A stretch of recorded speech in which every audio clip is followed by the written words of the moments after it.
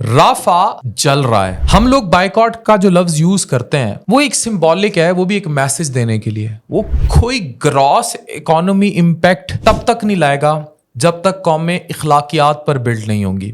अभी ईद पर ही देख लें, ये वीडियो आप देख रहे हैं, एक गाड़ी उलटती है और ये मुमकिना तौर पर फैसलाबाद के करीब का कहीं वाक़िया है और सिर्फ 3 से 5 मिनट में पूरी गाड़ी खाली कर दी जाती है।